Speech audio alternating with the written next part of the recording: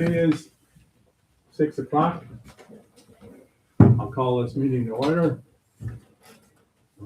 Don't stare at it and make me a liar. It is 6. It is 6. No, it's 6.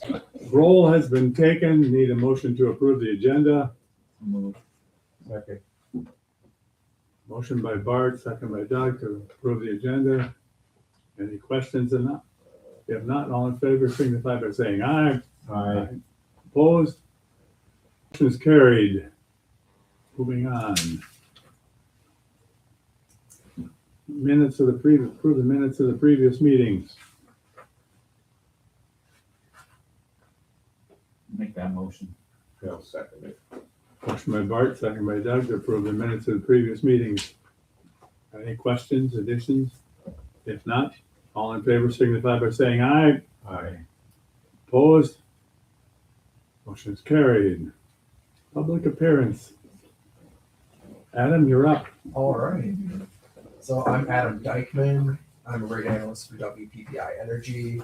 Juneau's municipal electric utility is a member of WPPI and reached out for us to do a rate study for them. And that's a service that we provide free for all of our members. And we analyze the utility's financial position just to determine if a rate adjustment needs to be done and how much that should be. And we go through and do all the rate design and help the utility walk everything through the Public Service Commission. So on the first slide here, it just says steps in the rate application process. The first step is developing the rate application, and that is what we just finished. And I'm presenting that here today. After you guys approve this, if you choose to do so, we will submit it to the Public Service Commission of Wisconsin later this week, and they will do their extensive review process, send us data requests and everything. And then once they finish their review, Juneau will have to notify its customers of the rate study. The PSC will keep reviewing the study. And then once they finalize everything, there will be a public hearing with an administrative law judge in the state of Wisconsin. It'll all be remote, virtual, so nobody will have to show up anywhere except for utility staff for a Zoom. After that, PSC will review more documents again, and then Juneau will get to pick an implementation date for the rate adjustment. And right now, from filing at the Public Service Commission to implementing new rates, it's taking about 275 days. So new rates won't go into effect until probably fall of this year. They have a goal of achieving a 200-day maximum for a rate case, but they never meet it. They like to get in their own way on ever achieving that. So, yeah. After we implement the new rates, that'll be it, and you guys will be good to go, at least for another few years. So the next slide talks about the parts of the rate application. This is the most boring part of all of this, so I'll just keep it brief. First part's the revenue requirement. That's just how much revenue does the utility require to meet its debt service payments, buy electricity, maintain its infrastructure. Next is the cost of service. That's how we split out those costs that the utility accrues to the appropriate people. Like it costs $45 to serve a residential customer each month, or a quick trip, or the factory right there. Then we use that to kind of make our determinations and how we design the rates. Like say, during this process is how we find out if you're over or under collecting on a certain rate class, and then we can take that into account when adjusting rates. So the next one just shows the It's an income statement for what we project Juneau's electric utility will have for this year. We're projecting the utility to have a net income of $78 or a 0% rate of return. We're proposing in this filing that the utility have a 5% rate of return. Juneau has no debt, so the Public Service Commission would likely give the floor rate of return rate should be 5%. They could come and say, we think Juneau should have a 6.5% rate of return, and they could suggest an increase larger than what we're proposing here today. They could make adjustments to, we don't think you're going to spend $200,000 on XYZs this year. We're adjusting it to the 3-year average.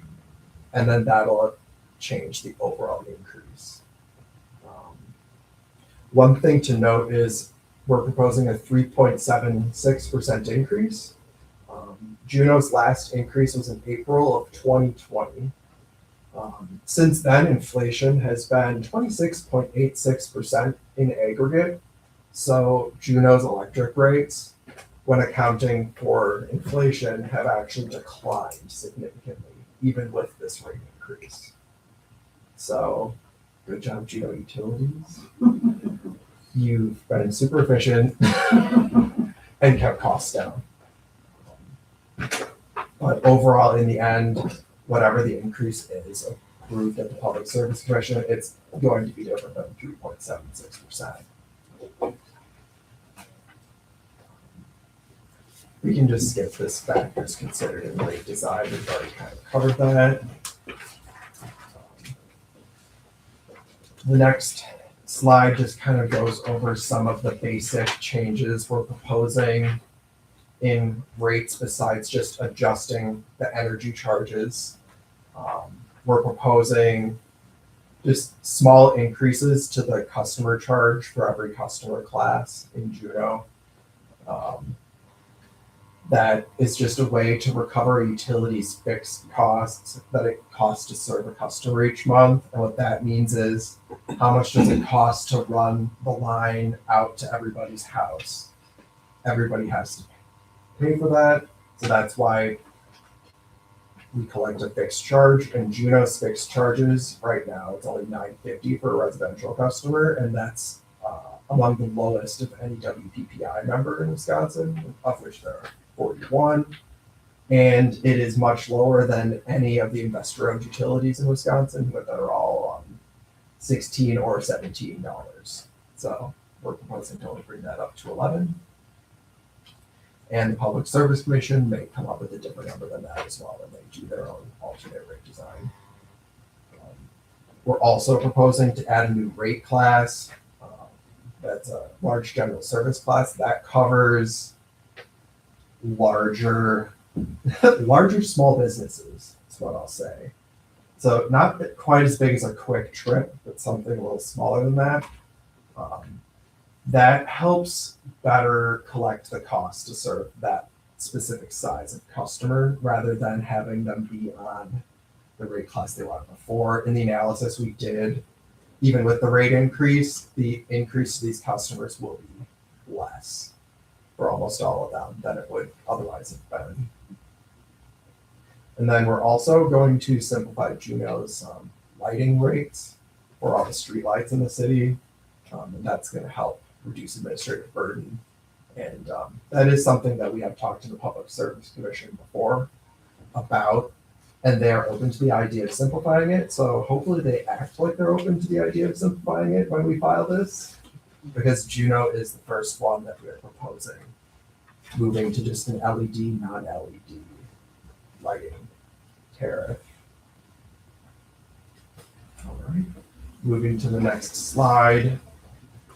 These numbers show what our cost of service study that I mentioned earlier kind of recommends how we should adjust the rates. This is not how we're going to adjust the rates in this study. We are not going to give residential customers a 14% increase or cut rates by 7% for other customers. So we can just move on from those quick because they're pretty meaningless. Those just kind of inform us of the general direction to go with the overall rate design. So page 8 shows what we are proposing. Most classes are getting less than a 6% increase on average. And then between a specific customer, they may see a larger or smaller increase than that, just depending on how much energy they use and what time of day they use it, if they're a time of day customer. Then moving on to the next one. So what those increases mean on that last page for a residential customer would be they would see about a $5 increase per month on their bill. When we looked at how much the average resident of Juneau uses in a month. And for the average small commercial customer, that would also be about a $5 increase. And here on the last page is the comparison of these new rates that we're going to propose for Juneau compared to Alliant Energy. And Juneau will beat Alliant Energy in every customer class for price. So residential customers, it's a 49% increase if they were under Alliant Energy. Every single customer class, it's way, way less for Juneau. Good. And that's why strength of public power is important. You can control our rates, and I mean, and you did a great job in doing the rate analysis. And like Adam mentioned multiple times, this is basically the floor for the PSC. They're going to do what they want with it.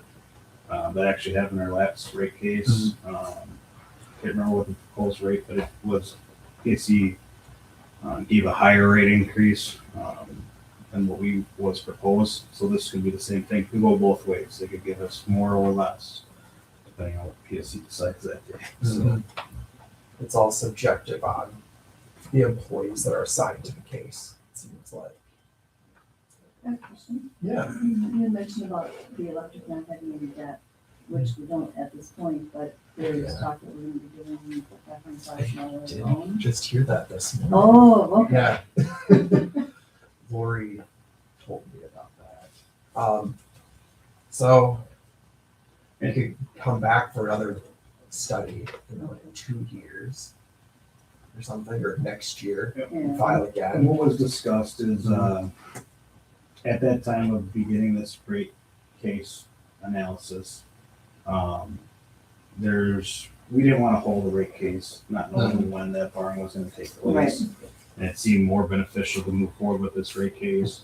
And I think we'll find that this $500,000 debt at 0% with 1% is not going to be cumbersome to our customers.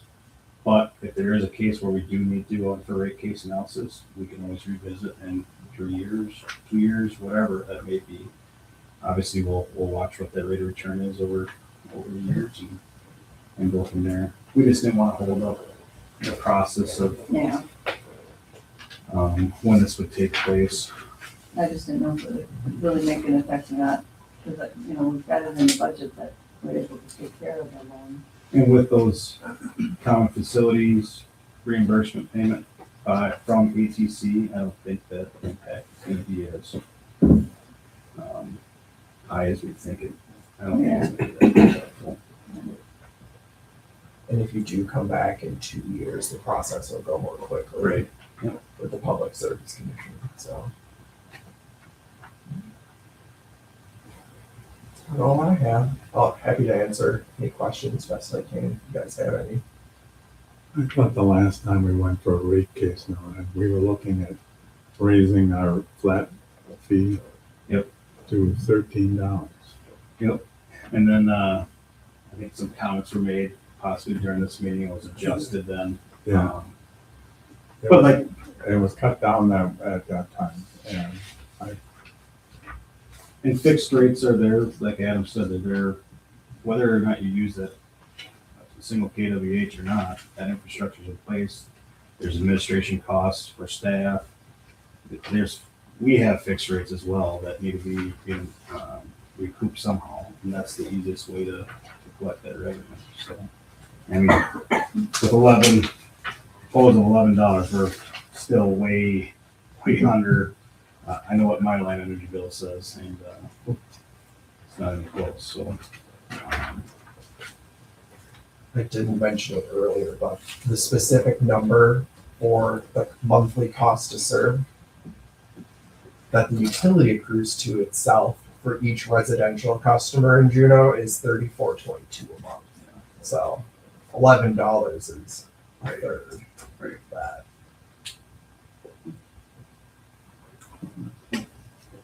Alrighty, Do you offer those same, obviously you're for public power, Yeah, do you do these same studies for water rates as well? WPPI does not at this Or it's time. kind of a stepchild? It's not. It's not the first time that question's been asked either. Yeah. Nice that you put all this together, so. Yeah. Very helpful. so.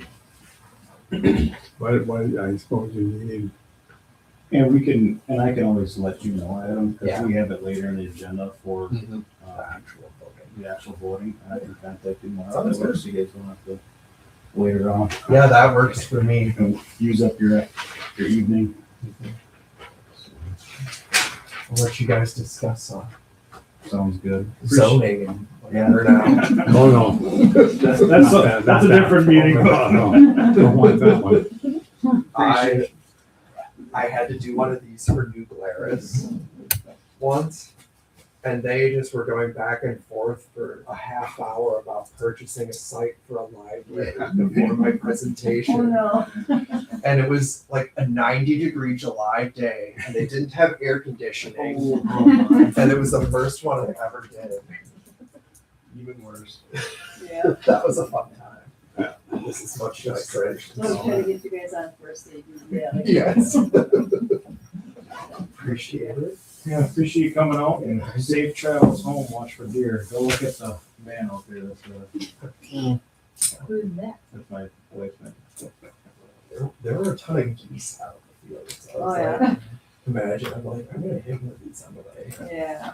Well, Yeah, deer will be on Between deer Yes. and raccoons are probably causing more damage. Oh, yeah. Oh, yeah. Appreciate you guys. Thank you. Have a good meeting. Thank you very much. Yeah, thanks for coming. Okay, we will move on to monthly business. Approve the vouchers and the checks.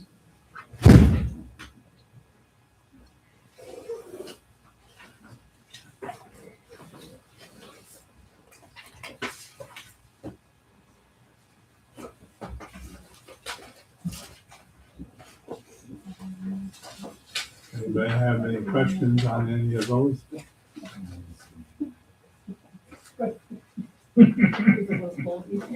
You have a question? But, no, I didn't have any Oh. questions, because I looked at them yesterday and thought, well, we'll look at them, I didn't see anything that I didn't recognize or look out of the ordinary. Saw Alex bought a truck. Is it a Lariat? What are they? No. Excel. Oh, Didn't even get the it's even that.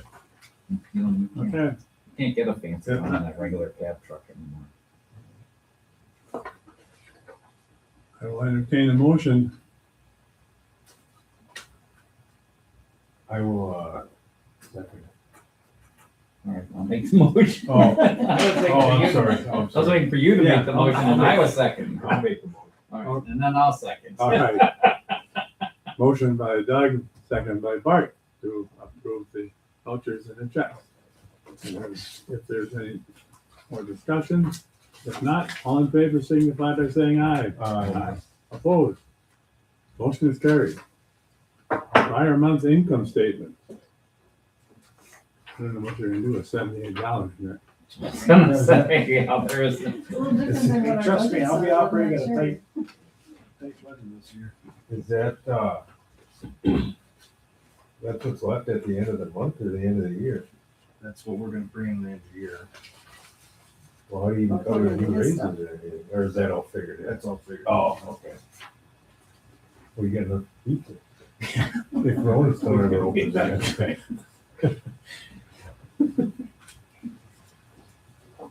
We'll see. They're not having to. Okay. For sure. Well, I don't.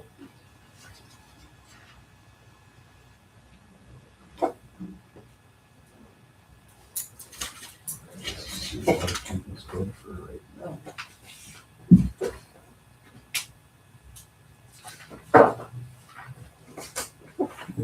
Anybody have any questions on the income statements? I do not, huh? If not, we will move on. Council acts, there were none.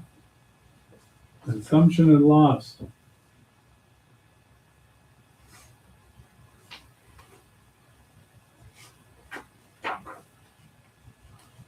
And then as far as my line loss go, I've been tracking it pretty closely here. We're within our normal averages, but we're creeping up a little bit, and that's still due to we had a couple capacitor banks taken out from the tornado. And I'm kind of in a situation where they're expensive to replace, and we're pursuing a voltage conversion, which when the voltage conversion is complete, those are obsolete capacitors. Because they're not big, they're not, Well, they're not the Made for right that. voltage. they're not the high end voltage. Right. And there's not a dual voltage capacitor. No. So I'm trying to do the math right now. How many years is this paid off if it makes sense to replace it? So that's kind of where I'm at right now. That's why we're still good. Anything under 3 is really good, especially on our voltage. So I'm just letting you guys know I'm monitoring that.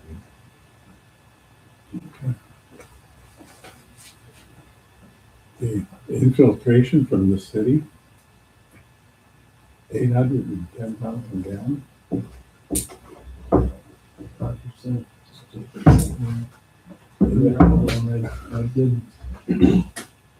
I did, instead of the, obviously the negative numbers prompted some questions the last 2 months. I did wind up adjusting the sensor meter. So the way that's calibrated is you just put a flat surface underneath the meter, and then you correlate that surface with the side of the flume, the numbers on the side of the flume. Well, it's not exactly an exact science, because you could put that flat surface on the bottom of the line or the top of the line, depending on, where it's reading it. Well, the line itself is, say, an eighth of an inch tall. Well, I adjusted my reading by an eighth of an inch, and that moved it by like 4%. So depends if you put your target on the bottom of the line or the top of the line. Depends on how the calibration comes out. Depends on how it reads. So I adjusted it an eighth of an inch lower, so we're reading at 4% lower than we were at before. So I would expect these numbers to be slightly higher after this adjustment, but I hope to avoid negative infiltration numbers again in the future. So Okay, that's the goal.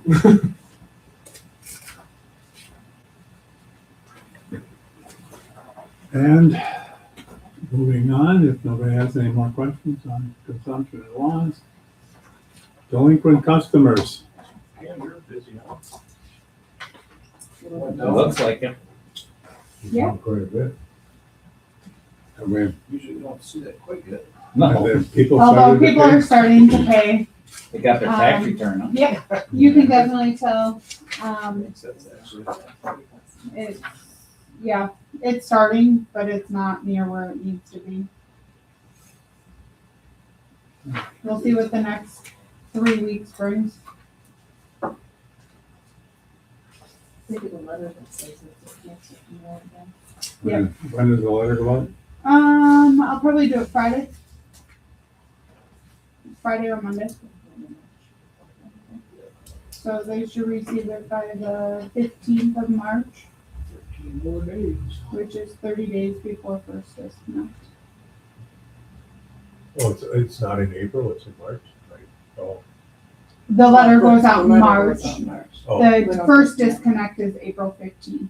Oh, So they get about a 30-day notice on their final winter moratorium disconnect. okay. What you're seeing is typical. Yeah, Usually it doesn't come down. Yeah, usually I was gonna say, it don't It come to. doesn't- I didn't- I Usually remember until coming- about March I 15th. expected to see 40 this week. Yeah, I didn't, I was surprised it came down, I was pleasantly surprised. Spoke to good work. However, not where we need to be. No, We're But- getting there. but We're it's getting better, it's better than a year ago, so Yeah. we're making Oh, yeah. progress. So, all right, We also got a lot of the, residents that weren't paying, I think a lot of those moved. Yeah, we've had a lot of turnaround Yeah. over the last 6 months, so that also helps. Yeah. okay, How many of these do you continue to shut off in the summer? A lot. We There's a have lot about of the same habitual. 5 to 7 customers each month that we shut off. And there's another 5 to 10 that But at the same time, we'll take that $40 reconnection fee. Yeah. maybe we should look at raising that.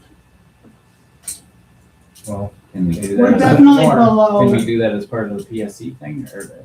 not with, well, I can talk to Adam, but that's part of that, this rate case and also, so it might be too far gone past that. They flag it if it seems outside, and they didn't flag it, so it must coincide with a lot of the other utilities. We're definitely below. Well, I talked to Lapon, theirs are the same 50? as ours actually right now. They are 40. Okay. Just thought I'd ask. I'll bring it. See if that's something, I guess. Remove the, okay. Anybody, anything else on delinquent customers? If not, utility accountant. We have Pam here tonight to, cross-train for doing the meetings. I'm gonna be gone for the April meeting, so she'll be taking over that. Other than that, I've been working on doing all the audit, getting ready for the audit. We upload our trial balance on the 13th of March.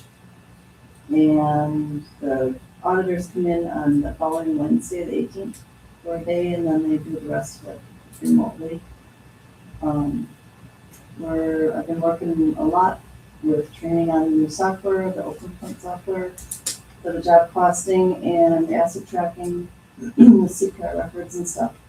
And last week, the week before, between the last couple of weeks, I spent 2 to 3 hours a day with Jill, our trainer.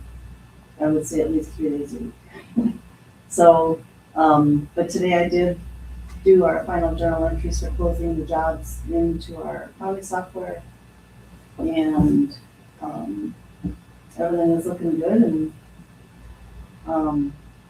but I can't do anything else like my depreciation and asset tracking stuff until I get those jobs closed, because that affects all of the different schedules and equipment schedule and everything. So now I can kind of move on with the other reports that they need. Other than that, I don't think there's much going on.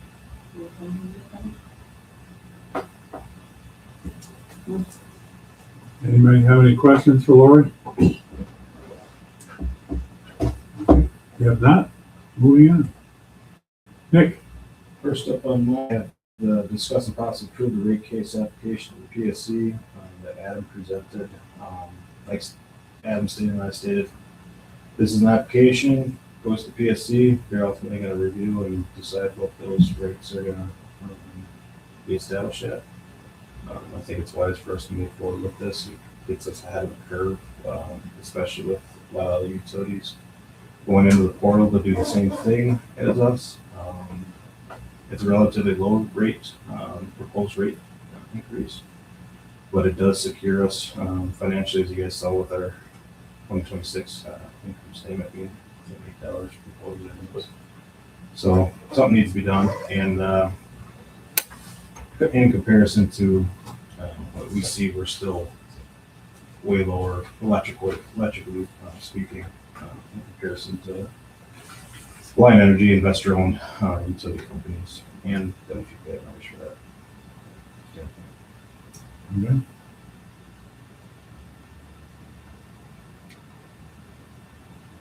So do we have to need a motion to press on? Well, I'll make the motion to continue. I'll second it. Okay. Motion by Doug, second by Bart to press on with the rate case. Is there any questions, comments before we vote? If not, all in favor signify by saying aye. Aye. Opposed? Motion is carried. $78 scares me. It's been scaring me actually for about a year and a half already, so. And it's taken this long just to get to this point, and it's gonna take another, like you said, 260 some days. Another year. So, moving on to my project updates, Nick, Cook, and Dylan both attended training through MUW. It's been a month of training, actually. Attended training through MUW for electrical apparatuses. What that means, they go over substation components. Those are typically things that are training and education up to their point in their career. It's pretty limited, just because it's a lot of other utilities have substation techs where we don't. We're the substation techs and the linemen. So they went for that training. They said they gathered a lot of information from it. It was a good course, and might be something to revisit in 5 years or something, just to keep a refresher on. Is that WCTC or where do they go for that? They went to Chippewa Valley. So, smoke player. Okay. It's through, they do like combined training with Chippewa Valley has their apprentice. They have a substation tech school there. Okay. So they combine it to lower costs for the training and worked out good. All three of us also attended training through MAW for ATC switching. This has been something that is typically done every 3 years through ATC.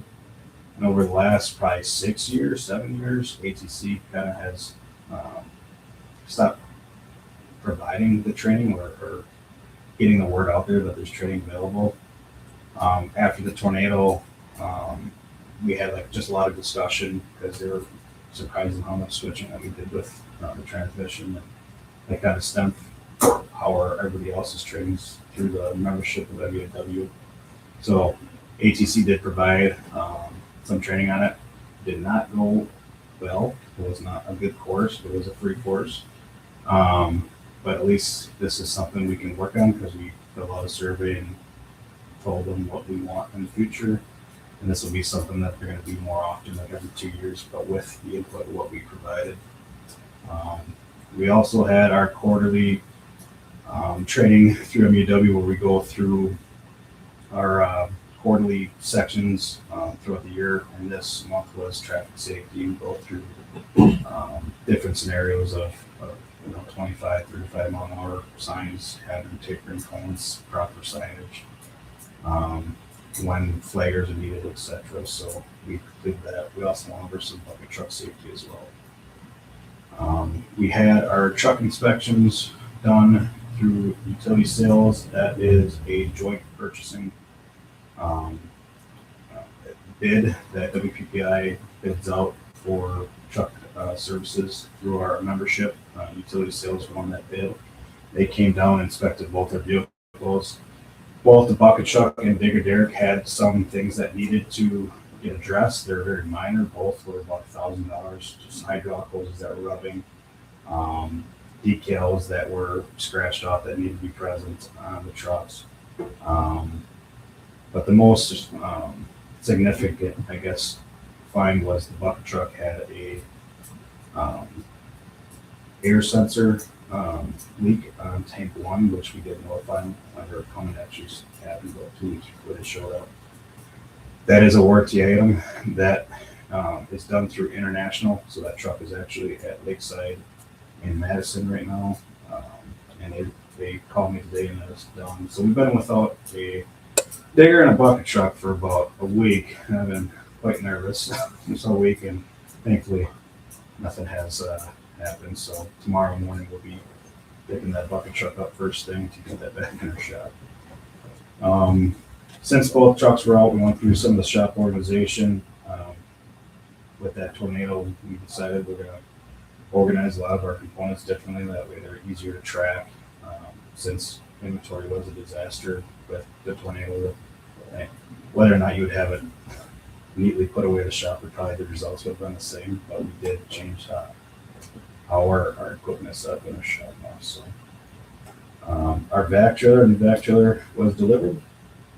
Our old vac trailer is still at an auction, and that was due to the fact that we never received a title when we got that original vac trailer. So I spent hour 45 minutes in West Bend trying to retrieve the title for the old vac trailer, and of course they couldn't give it to me there, and they said it'd mail out in 2 or 3 days, and then after 7 days I reached back out. I'm like, where's this? And then they sent me an email saying that it got hung up in the system.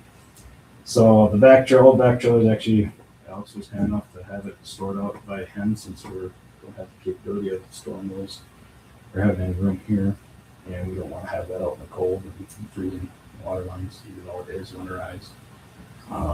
Wanted to keep that in the heated shop until we can get that on auction. So that hopefully title, Pam is going to be letting me know as soon as that arrives. We'll be going on auction very soon. We did do a training with the rest of the departments. Actually, Nick put it on for the water wastewater guys in the DPW. Actually did a really good job doing the training. It was very thorough. And we got to use it right away. And Alex will talk more about that, but we did assist in the water main break that Alex will talk more about. An update on the substation expansion. We are starting our meetings with ATC, Zoom meetings, to go over the substation expansion. As you guys remember last month, we did have documents here that we were hoping to approve, but the hang up was the resolution. If you guys remember, we were talking whether or not the resolution can be done through the utility commission or if it had to be done through the council. I told you that I'd reach back out to the attorney. I reached back out to the attorney, and guess what? I still have not heard back from Andrew. So I'm hoping, Dan, now that you arrived, you can talk to Andrew and see if we can make some ground up on whether or not that resolution for the substation expansion can be done through the commission or it has to go through council. I'll do that. And we need to do that next month to stay on schedule with this. So next You month, have talked to him already or not? he has everything. I have an email to him asking him about the resolution a month ago. I sent him another follow-up email. I have not heard. He says everything looks good, but then I pointed out to him that the resolution states Juneau Utilities and not the typical city of Juneau, and what his attorney thoughts were on whether or not So ask him if we can bypass the city and he'll let the utility handle it. Right, and if not, then I have to just have that document changed to say city of Juneau, and then it goes to the city, but Okay. nonetheless, it needs to go forward next month. I'm just hoping to get answers from Andrew on that. We haven't gotten responses from Andrew very quickly either on some vacancy information that we sent. Okay. So, you know. So that's the update on that. ATC is gonna be doing a walkthrough of our substation in a couple weeks, and we're all really preliminary plans. They're coming in there to see where foundations are gonna be set for their 6 and 9 kV infrastructure. But the process is starting. I'd like to at least secure that member loan and move forward with this. So we did have some funny East Oak flickering lights happen from North Main Street down to Depot Street.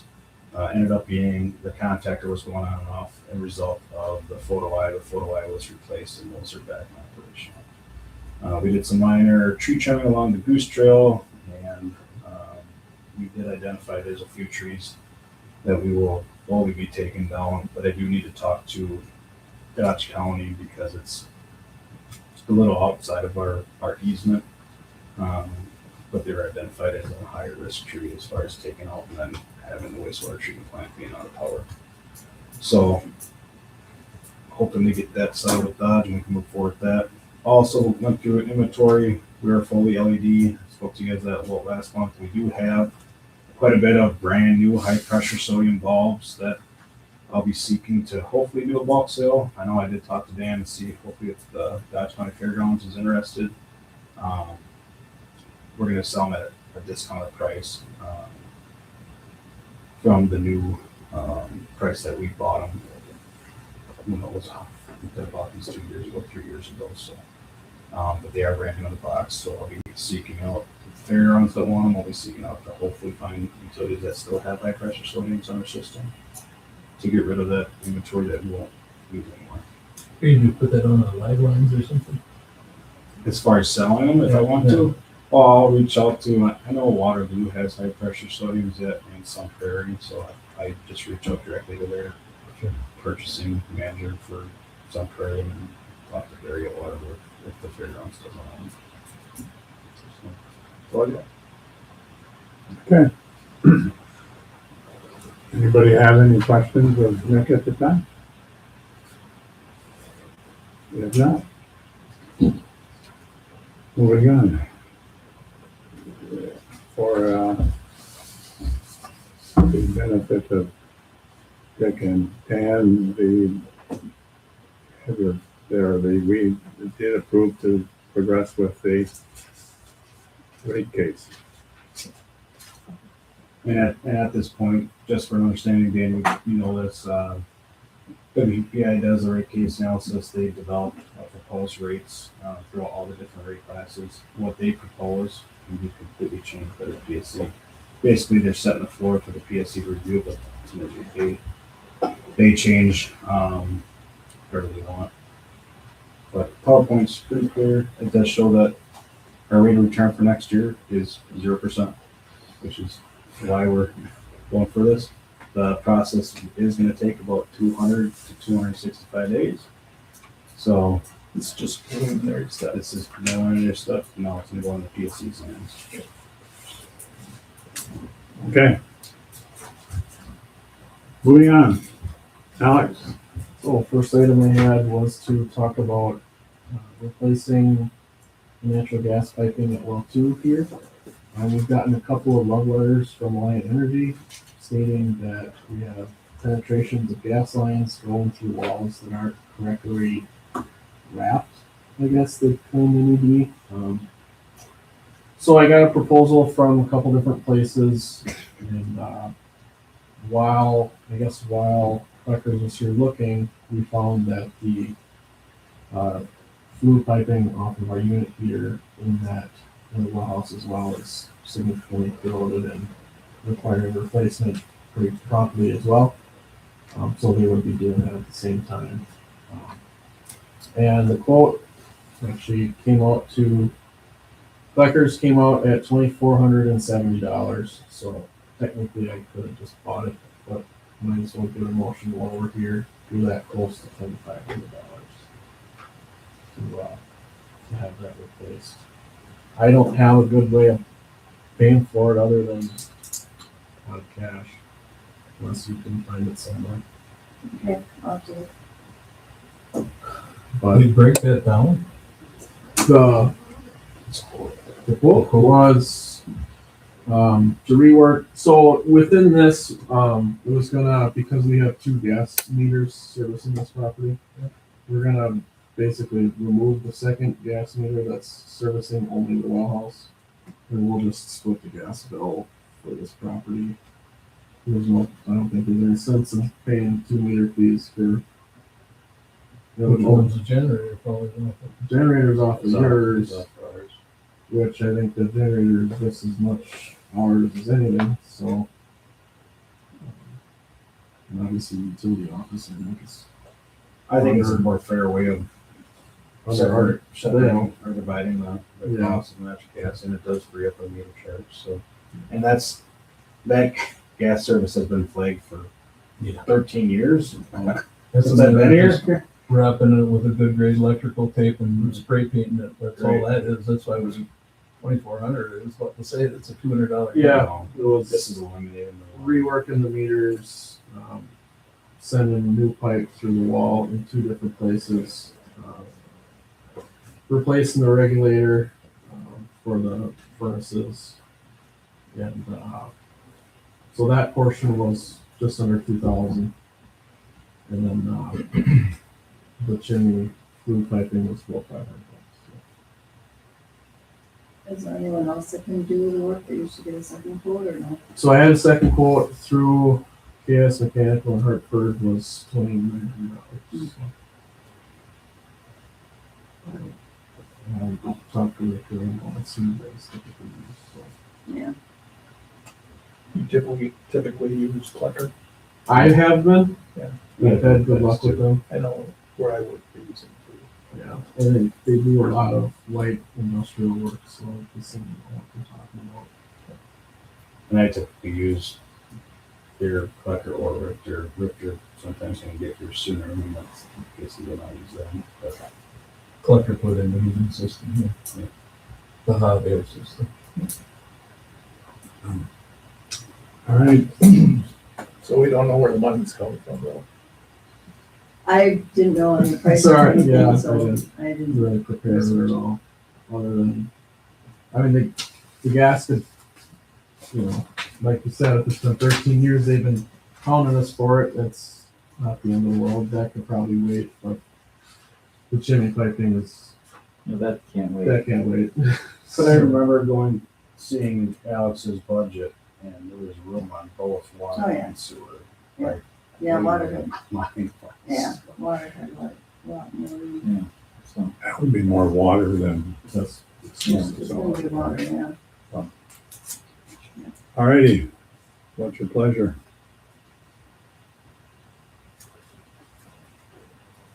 So make the You motion. got the money to. that sounds like it. Yeah, make the motion. Typically, I like to see where the money's coming Right, from no, in I the know. motion. Right. That's the only thing. And is there a reason that we should be heating both facilities or metering them separately?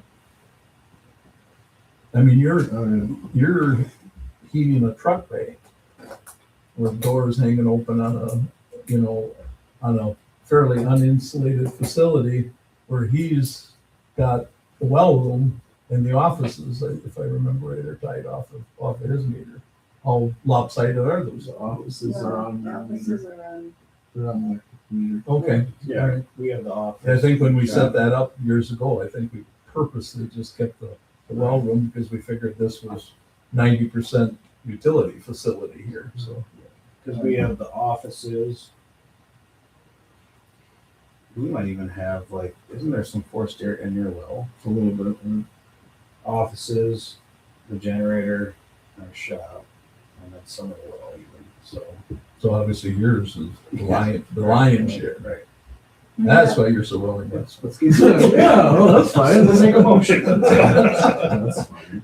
we have, I can't we imagine. have had them separated on the bills, so I can certainly come up with a ratio, over the past What it 3 5 has to years be. or whatever. I don't know what the meter fee is there. Well, I mean, I'm assuming yeah. it's $30-something. No, more than that. Even on the commercial side of it. I'm guessing on yours, that would probably be most of the bill would be the Meter fee. would be the meter fee, the actual usage would be. Not much. And if we find that it's skewed to heaven, then like Lori said, we can figure out what a more accurate representation of what his normal usage is, and that would be like X percentage is well the water pays for, and X percentage is electric. We'll do a natural gas analysis. There you go. We can do that. Well, there is some shared costs, the office here, the Right. meeting room that's used for both It's for everybody. both water and electric. I was just wondering if for accounting purposes, was there a reason that we should have kept them separate? It would be nice to keep them separate because the bill goes to there and that bill goes to there, but, it's not that big a deal to do a percentage. Just trying to We'll save just, meter fee's only $10, is it cost me $10 to figure out the ratio? Just kidding. Playing the long game here. So did you make a motion? I'll make the motion. I'll second. Okay, we got a motion by Bart, second by Dick to repair, I guess would be the way, the proper way to put that. The gas line in at well number 2. Let's see, Update and repair. Hmm? Update. top end repair, the gas line at well number 2 and blue. Also, the money to come from the well fund, well, the water fund. Budget, it's not fund, budget. All right, does that meet with everybody's approval? Okay, all in favor of the motion signify by saying aye. Aye. Opposed? Motion is carried. Projects. Projects.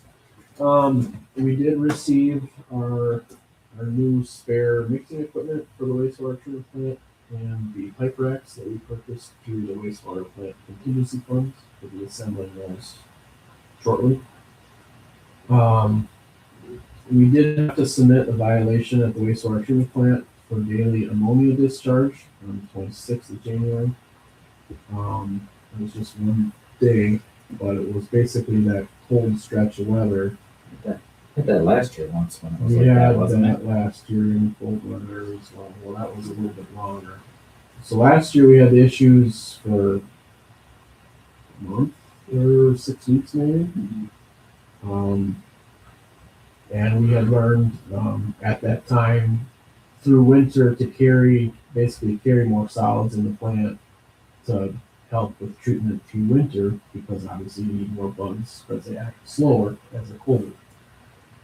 So we had done that this winter, and it just, as it got extremely cold, our water temperatures dropped from 6 degrees Celsius down to like 4 degrees Celsius, and it just, treatment kind of fell off for a couple of days there, for specifically ammonia, because the nitrogen-based bugs per se are especially sensitive to temperature compared to other bugs.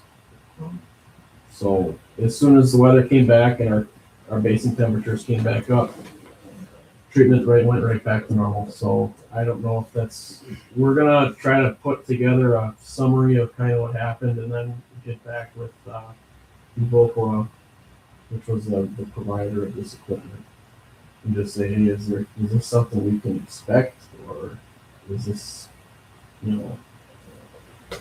there something we could have done differently, basically, to try to avoid this in the future? But it's also not a super uncommon problem to have ammonia treatment issues in general. We haven't had this problem with the old plant, which is kind of discouraging, but so it's something we're Only second winter though too. Yeah, so we're working through it, and just that couple weeks of extreme cold really hit us in that sense.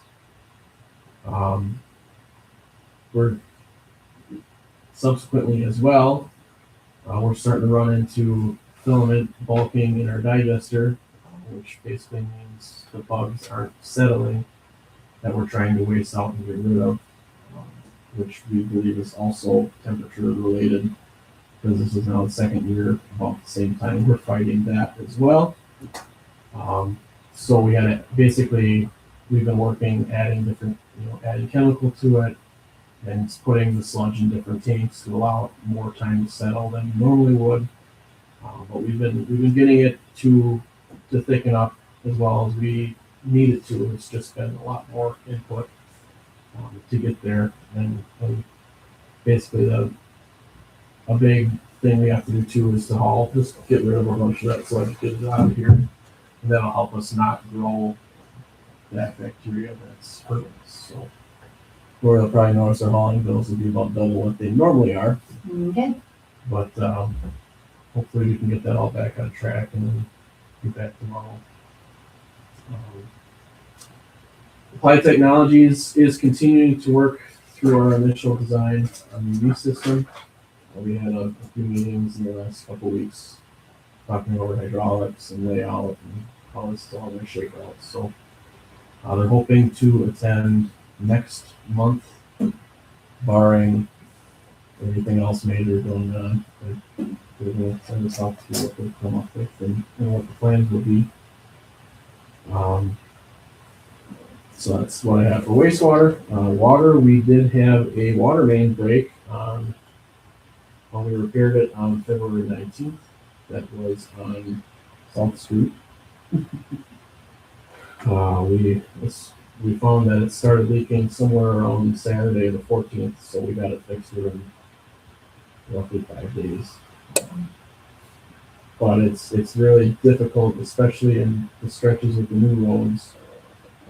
And South Street specifically, the water main breaks do not surface because I'm assuming just because there's so much clear stone under that water main with all the breaks we've had, that it just finds its way to the storm sewer, and that's really nice. So, we fixed this one ourselves, so we did dig it ourselves. So, cost-wise, should have been minimal because we used stone that we already bought from the last couple of digs. And the repair plant will end up being just a regular 12-inch repair plant. And Nick and Nikki came out with the new back trailer to pothole and gas service for us, so we knew who that was. And otherwise, it went really well. We can't complain how that went. Or in fact, the bedding. It was actually a crack the whole way around the pipe. I wouldn't say under the pipe it was basically what we found was about maybe the size of a beach ball hole around towards the top of the pipe that was rotted out.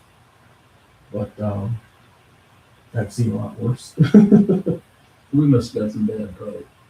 So that's, I guess, what I was going to move into was that's the 9th band on my records in 100-something foot stretch, maybe 200 feet. So I'd like to, at a minimum, and this is probably a bigger conversation, but I'd like to, at a minimum, replace that water main at some point, sooner than later, because we can't keep digging up the same spot.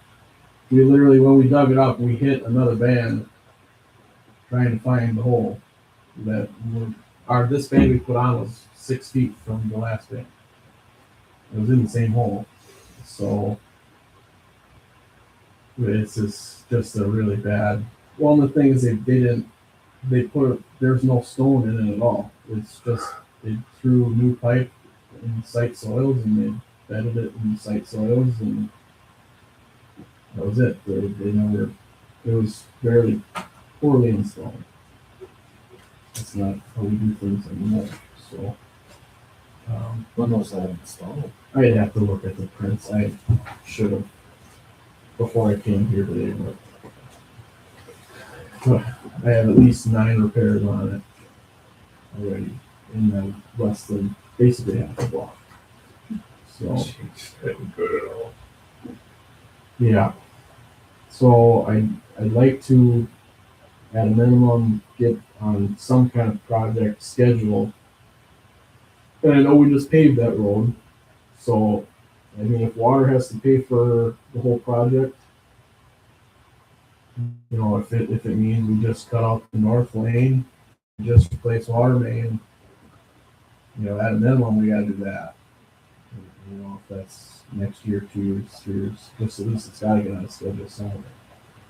But that kind of prompted the question was, and Dan, I hope you saw that email from last week. Mm-hmm. Does the city have a list, a plan? Yeah, we've got mostly now resurfacing plans. Right. Really big project from scratch would probably be out in Wild Goose Park. Right. But otherwise, all our underground facilities are pretty well taken care of right now, and our surfacing above them are pretty much taken care of. So, yeah, I don't know, in that one, I remember when it was done, the sewer was relayed and what have you in there, so I guess probably makes sense for you just to schedule replacing it. And probably gonna bite the bullet for the resurfacing unless we coordinate it with some other project in town or something like that. So that's, I guess,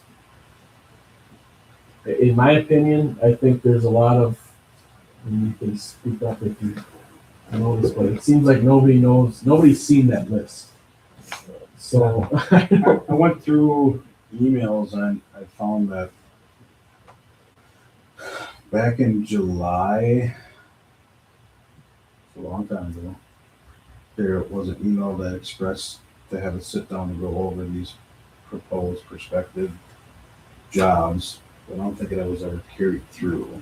A good share of the list is probably consumed now because we've done these Island Street, East Oak Street West, or East, is that what, East Oak Street West. So, those three projects are over 6 years already, that's how long that took. that's, Jason Lau called me back after I sent that and said, yeah, we had a 5-year plan or Mhm. whatever it was at that 5 years ago. Yep, the 5-year plan probably hasn't been picked up And with the exception of. that's exactly it. Right. It was, we had plans to get through East Oak Street and Highland Street and all those, but it's, according to Jason, he's heard nothing. So he doesn't have anything to go on. Well, Joe should have a list of the streets that were put in order as far as resurfacing and what have you.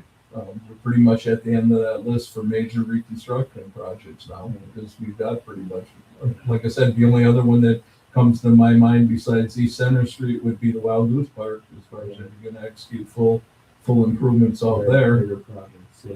But otherwise, most of them are just resurfacing, and those all the streets were gauged and rated on where and whatever and which ones came first. So Joe should have something on that. But other than that, yeah, we probably, like I said, those three projects I mentioned probably covered 6 years plus, planning and whatever. So now's the time to add on to that list and put it in order. So. Was there anything in your mind, or did we miss anything? Now I know that we just took care of those services on South Main Street next to Right, Quick so Trip. that's the two on my mind right now, and frankly, depending on how the money works out, they work really well together. I still have clay sewer on the first block and a half on South Main Street. Yeah. From And see, that was completely overlooked.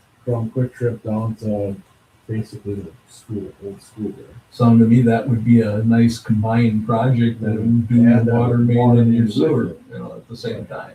So Because that's there's definitely savings when you go volume versus, Right. spot repairs. right. So if you're gonna have guys in, that would go really well together. But I've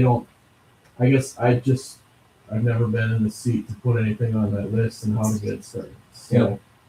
I don't know if we gotta everybody sit down and Well, it's Yeah. at that point, like I said, Mhm. we consumed most of what was on that list. Now it's time to add on to the list. right. And obviously that it would have to do with city borrowing and stuff as well. I would assume Yeah. we'd have to coordinate with that. And I guess one thing that talking with Jason, just that he mentioned was that, if say the city wanted to pursue something like CDBG, that's like a 2-year process. Mm-hmm. If, like say South Street, if that could fall in that, and you would know more than I would, if you think that would. I sure would think it would.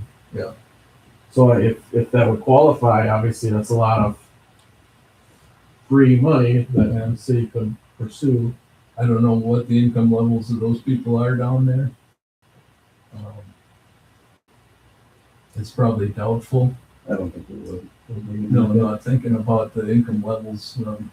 I don't know who all lives there. Things have changed so much over the years and what have you. But like Highland Street, we were just dollars. Just prime example on that street. That just made it underneath the threshold. South Main Street made it because of the fact that there were so many vacant properties there. Oh, and what have you. And then Oak Street was about the only one where we were probably like 60-40. So 60% were fit to be under, Just the Under middle the median. section though, what's that? just the middle section of. Just the Oak middle Street. section of Oak Street, yeah, from Depot up to, the Fair Street. So, and those, I knew was gonna slide, because most of those were lower income type dwellings and what have you too. Right, so I guess I don't think South Street's really that. I Yeah, don't, Doubt it. So I don't know if it's what you need to push on that, obviously. Just stuff to think about, Well, I think starting stages would be to have a sit down maybe with department heads and Lowell and establish what that current list already is. the priority list, yeah. And then establish roads that you have Right. infrastructure How it fits in. with Joel, and then we'd have more of a combined meeting with Yeah. whatever committee, or if I go to council to decide, or would I go to planning commission? Well, it's kind of like you said, a joint committee between utility and DPW. You know, it used to be that there was no communication between the two of them at all. You know, we were constantly, one department was doing something without the other department's knowledge and what have you, and then you had hard feelings and didn't have orchestrated financing for the projects. But when you just think back, you know, we jumped from Leonard and Downey out to South Main Street, over to Highland, portion of Oak, another portion of Oak. You know, so that 5-year list is probably pretty well exhausted. You know, like I said, the only ones that come to mind right now that are looked at immediately or somewhat immediately was the resurfacing and spot repairs on East Center Street. And the only full-blown project that I think that we'd have in the works right now would be the Wild Goose Park, you know. And there you'd probably be met with more opposition than what you probably want to handle too, so. I think you're probably looking at city borrowing in 27, but some of that money is already Spend. spent on Right. new ambulance and, Sure. and other things are in mind. I guess. To the same token, it was, Center Street was on the list, Yeah, first 27, so, that's on the wish list. okay. Otherwise, just beat my memory right now, I can't think of any more street projects that we had. And like I said, I think our utility infrastructure is pretty well caught up too in most cases, other than those two locations on South Main. And you wanna, that make, like, to me, in my opinion, that'd make a nice combined project. You get somebody in there to do the water on one and the sewer on the other, it's gonna give you your most bang for your buck. Does, And then you could do resurfacing with Right. Center Street. Mm. You know, you talk about combining there you go. South Street. Just an idea. Get better pricing on asphalt. Only point of clarification is, we for sure want to stick with Jason now on this to organize it. With MSA, and others. Well, I know The the, city were the trying the Public Works Committee reached out and got an engineer involved from Fond du Lac there, and they found out how much that cost them, and all he did was provide us with a write-up of what we already knew. So, you know, I think we kind of, So, and that's, I think that that's as far fine. as the road stuff Yeah. goes, I think we're kind of stuck with Right. that. And that's fine. I just, before I called Jason and had him sit in, before I step on anybody's. no, That's fine. I think that your guys' advice and Joe's advice would be valuable in that area. You know, if you're happy working with Jason. Yeah, I don't have any And I issues with don't know, I know the mayor works with him more than. Well, it is. the council. I don't know, it's more of a. And most of what our stuff is, especially collection system, it's water piping. It's okay. Put a pipe from here to that. You know what size pipe do you want? I don't know. So all they have somebody put that. It's our stuff. A lot of it's just Well, in my opinion, it'd be who you guys are comfortable with. Yeah. yeah. And he worked, especially with the downtown area. He worked through a lot of stuff specifically with me and got it set up the way I wanted it. So that I was really happy with how that turned out. That was nobody you're gonna find is cheap. Yeah. I mean, it's, that whole business has changed. I can tell you from dealing with MSA 40 years ago and how it is today. It's not like it used to be by any means. You know, they bill for everything they do and what have you. And I guess the price point is just in that business is like that. There's no freebies anymore.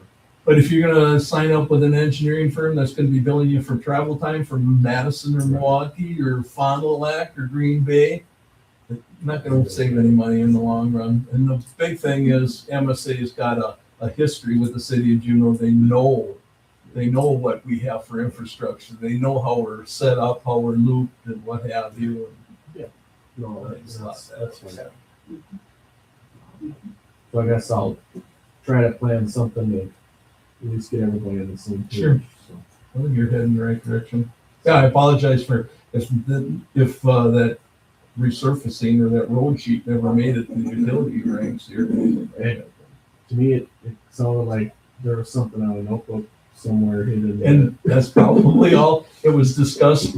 Well, when Dave Grattan had it up, we used to sit down and try to fine tune that thing all the time.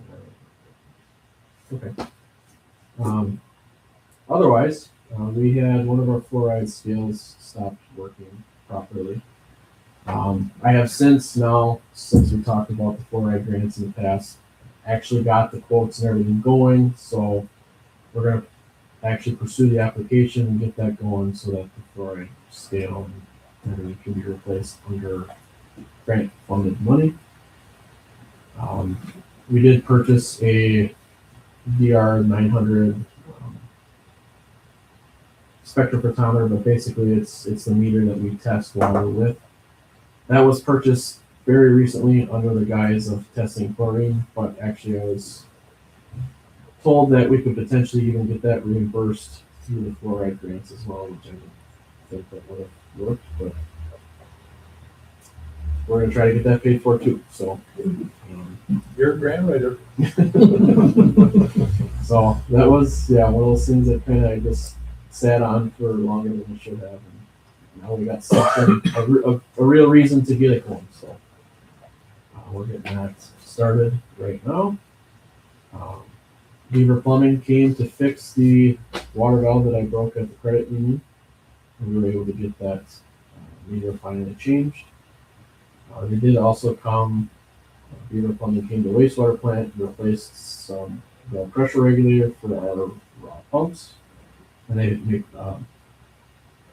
put together the hookups for our new washer and dryer that we received this month as well for washing our uniforms. We did have a complaint last week about meter charges, specifically between water and wastewater. Customer had, I guess, the biggest concern stating that it says customer charge 5/8 meter underwater, but then it says the same thing under sewer. And the customer felt that we shouldn't be allowed to bill them twice for the same meter. Nick and Pam and myself kind of all got involved and talked to them. Told them kind of, I'm assuming the same things between all three of us, but just kind of said that that's how the rate structure works, and it's not that you're necessarily paying for specifically that meter, but it's the fixed charges for us to provide the service. So I think we're going to try to look into having that redefined on our billing sheets. Just maybe, I guess in my head, at least the sewer section, if we could get it just not the same meter. So even under electric's description, it doesn't even say meter. This is customer charge. This individual obviously called Pam first. Pam gave the appropriate, information regarding that. Yes, it's physically one meter, but it's two different proportional rates for water and sewer. And he just wasn't understanding that. And I was actually back by her, and I just suggested having it go to Alex. Maybe a change of staff could help, move the direction of the conversation going forward. But Alex was unfortunately off, so then we had to come back to me, and they talked to him for quite a while, explaining, in comparison, think of it as, just a fixed service charge, not as a meter charge. And he understood it that way, but he just couldn't get over the fact that it said metered twice. Which, according to Pam, has been a complaint in the past too with a couple other, not many, but a I few think two others. other customers. And we looked at, well, she lives in Waupun, we looked at their billing, utility bill, and it doesn't say meter, it just says service charge or something. Customer service charges. So that would eliminate any possible confusion. But we just gotta look at the legal side of things, if we can just change it on the billing, or if that's through, like the PSC regulated rate case, or. Well, that's what I wonder, with sewer not being under the PSC, can I just change it? And then, right, I think you can, but then the next steps is, do we need to contact, is that dealt through InfoCenter or is that dealt through WPPI? That's the only other thing. Yeah. So we're looking at the possibilities. So I guess ultimately, I don't know if I stressed that, but the customer did choose to go and file a formal complaint with PSC under that basis.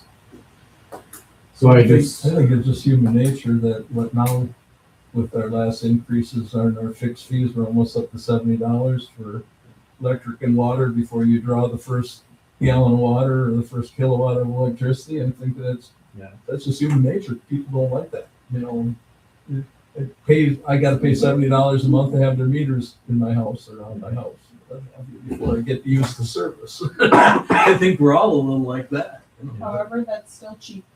It is. Well, that's why I've always fought to keep ours down. You know, I'd love to run a business where all my overhead is paid for. I don't have to do anything. You know, my overhead's paid for when I open up the door every morning. I don't even have to sell my product, and I'm covered. You know, and that's essentially what we've been preached to. That's how we're supposed to be running this utility. That all our costs are covered without even selling the product. So you know, I can understand when people get excited. I tried explaining that to him because he's like $35 for sewer is, you know, compared to water is only 10. And I tried to tell him, you know, we just did a big upgrade project, and you know, we have fixed bills that we have to pay for the wastewater plant. So our accountants and engineers pushed us to overall raise the service rate a little bit more than I think we probably would have preferred. Because like, well, I'd see it a little better if it was, you know, usage, so at least I'm using it. Right? I tried to explain like, well, typically that'll then push people to conserve more, so you don't necessarily always make out at the end if you put it all in usage fees. But the customer has control over that. Right. They don't have control over the fixed fees or meter costs. You know, so. One, and if you guys would have been, you guys showed up late, but Adam did describe or explain, they do an analysis of what, like for residential, for instance, fixed recoverable rates could have been $34 for residential meters, but we're only proposing $11. And that's typically what you find at the IOUs. They do an analysis, figure out what's that fixed infrastructure cost to each residential customer, which will come up to that $34. And you know, electric's doing a lot less, obviously, but that just goes to show you that if you don't use sewer, those costs still have to be covered in a way. But this individual just, he was stuck on the. I guess my thing would be to look up some of these rates for other communities and show them that. It honestly, it had nothing to do with that. He even acknowledged that we're cheaper than where he was before. It was the fact that it said meter twice. And he just couldn't ignore that. And getting a rate or a PSC complaint does nothing to a utility. This happens. The bigger the utility gets, the more of these complaints you get, even if they're. No, It's expressed in no, most I'm of not my conferences. I'm not worried about the complaint. Yeah. But I guess Maybe they'll have a suggestion and want to address it. Right. Yes. But just to explain the PSC process in the complaint is they notify you that a complaint was made, and then you have 48 hours to reach back out to that customer, explain the same thing that you just explained, and then you do a follow-up with the PSC to notify them that you did that.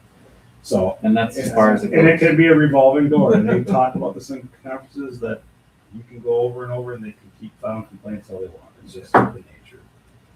Sounds like something you can handle on Good Friday. Right. So, Alright, Beyond that, we did purchase our new truck for the year from Holiday in Fond du Lac. Working on getting that set up, ready to go, so that we can get the old ones out to auction, hopefully soon. That's all I have. alright. Does anybody have any questions for Alex? Yeah, we got this picture out here. Suppose Doug was at this meeting too, were you here at that meeting? I'm not sure. yeah, I pulled this one. There's a sewer line that runs underneath the proposed So- building here, or That, did he talk to you? No, it don't run there, does it? No. It don't run there. It doesn't. No. So that's my question. that was I could have talked about that, but I figured I'd do it. The reason why he does not have a clean title had nothing to do with the sewer, actually had to do with the substation.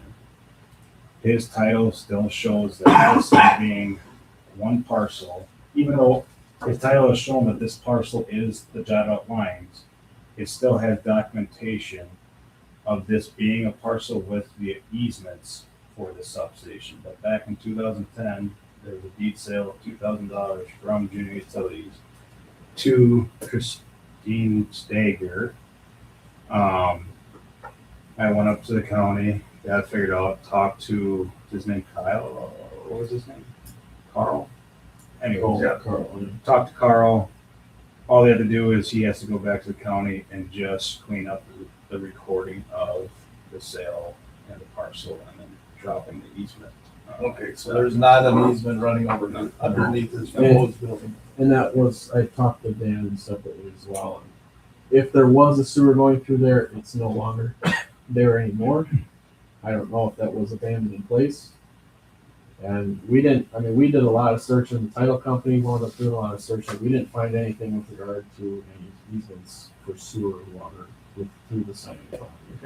When that clay sewer, or not clay sewer, but that truss pipe sewer collapsed, well, I'm thinking sometimes in the late nineties, probably late nineties. That was at the time the Habercorn farm was up for sale, and young Hazy was working the farm, but he wasn't occupying the house. And when the sewer line collapsed, we had sewer backup into that house. And the house basement was the reservoir for everything that was coming out of Clearview North for a period of time. And Bill Hazy admitted he saw the steam on the cellar windows, but he didn't have a key to get into the house because it wasn't legally his yet or anything like that. Well, we went through the rehab, getting that all put back together, and that's at the time they realized out in the field, I mean, that was miserable where that thing was. It was, I think, about where you see that manhole on the south side of the motel. Sure. I'm thinking that went about there because that's where it went down to North Highland all the way over to Center Street. So that was the run of that sewer until they rebuilt it and shoved it. Yeah. And until you told me it came to light, when, oh yeah, I remember they routed it. We talked about it around this table. We're going to route it over to the Depot Street and get it out of that plowed field and get it tied onto that sewer. Yeah, it's all over there. I mean, we have one manhole like right here in the center that goes west, and then obviously on the street here, the same thing. So we have nothing that's gonna hinder their development, so. Well, that's good. The only thing from reviewing this plan that I need to double check is if that 10-foot buffer restriction is enough for being next to a substation. Yeah, by all means, find that out for them. So Especially with this being a 2-story building. If that would fall through. his plans right now are to build a maximum of 30 units on there. Yeah, and talking to him, he said this is best case scenario. Obviously, this is what he would like to see, but it would just He could throttle back. He started out with 212 units and then got together with the architect and they come up with an 8 and a 20. It would be a total of 30 units. And like that, he reiterated that this would be the max he put on there. Nothing else when cost came in, maybe throttle it back. Right. So, Yeah, he said this is absolute best case scenario. What's likely to get throttled back, so. That ain't enough to just cut a couple here, right? Right, and that's, I just gotta look at my substation requirements, probably talk to engineers just to see, make sure that that is adequate spacing. But obviously now with the new rules, you'll have to have a sprinkled building there. So you're probably gonna have to tie into the street out in front, so now with that road being in such poor shape, I guess that's the time to get it done. I don't know how much a home road we're responsible for. Yeah, I was just gonna ask that, cause that's getting done by the county, this year. One time you hear they are, and then the next time they're seal coating it, you know, there's nothing left to seal coat, it's gotta be grinding and relay. Which, that's what they're gonna, well, a different style. It's gonna be like injected. It's a new process they're trying to. But that's why he's kinda got it on the front burner and get these things moving, so that he knows that he's not, you know, digging in a street that doesn't have to be, you know, repaved or whatnot. Yeah. Saving asphalt, at least on the taps. Well, actually, the water main is that actually on the, under the street, or is that on the south side, you know? You don't have a parking lane there. The water main is in the street still there. It's in the street. Yeah, because Okay. the valves are still in the street. It juts off, I mean, it's on the edge of the street, That's what I meant. and it kind of juts south as you get a little further.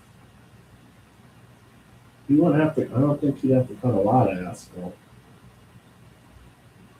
But yeah, probably at least on travel, you have to dig open to do that. Yeah. Let's still get it done this year. Okay. Anything else? All right, moving on. I'm going to have a personnel meeting sometime this month. Going through some job descriptions and go through and see what, if there's any changes that need to be made. Just reviewing some, they've already got suggestions of, or, Okay, and then we have a thank you card from the Dodge County Law Enforcement for Shopper Cops. That is all I have, Mr. Mayor. Nothing, but we'll certainly move forward with getting you guys a list and what streets are looking to be paved, but as you stated earlier, I think you're in pretty good shape. That attorney. Anything, anybody else? Is there any old business? Is there any new business? If not, motion by Bart, second by Doug, to adjourn. Any discussion? If not, all in favor, signify by saying aye. Aye. Opposed? Motion is carried.